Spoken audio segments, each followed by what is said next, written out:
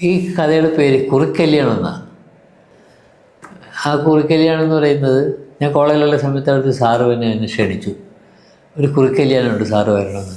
അപ്പോൾ ഞാൻ എനിക്ക് മനസ്സിലായില്ല കുറിക്കല്യാണം ചെന്ന്. അത് സാറ് വാ, വന്നിട്ട് സാറ് അതിൻ്റെ അകത്ത് പങ്കെടുത്താൽ മതി. അങ്ങനെ ഞാൻ അവിടെ ചെന്നു. ഇവർ വീട്ടിൽ ചെന്നപ്പോൾ കുറിക്കല്യാണം എന്ന് പറയുന്നത്, ഇപ്പോൾ ഇയാളുടെ മകളുടെ കല്യാണ സമയത്ത് ഇയാളുടെ ബന്ധുക്കളും പരിചയമുള്ള ആളുകളെല്ലാം ക്ഷണിക്കും. എന്നിട്ട് അവരെല്ലാം ഓരോ പൊതി കൊടുക്കും, പൈസ.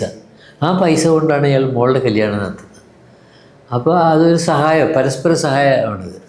അപ്പോൾ അയാൾ പിന്നെ ഇതുപോലെ വേറെ ഏതെങ്കിലും കുറിക്കല്യാണമുള്ള സ്ഥലത്ത് ചെല്ലുമ്പോൾ അയാൾ ഇതുപോലെ കൊടുക്കണം. കുറഞ്ഞു പോയാൽ അയാൾ ഒരു സോഷ്യൽ ഐസൊലേഷൻ മറ്റൊരു ഏർപ്പെടുത്തും.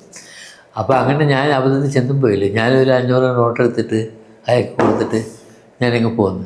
അപ്പോൾ ഈ കുറിക്കല്യാണം എന്ന് പറഞ്ഞാൽ കോഴിക്കോട് മലപ്പുറം ഭാഗങ്ങളിൽ, ഞാൻ പോയത് അവിടെ വടകര എന്ന് പറഞ്ഞ സ്ഥലത്തായിരുന്നു.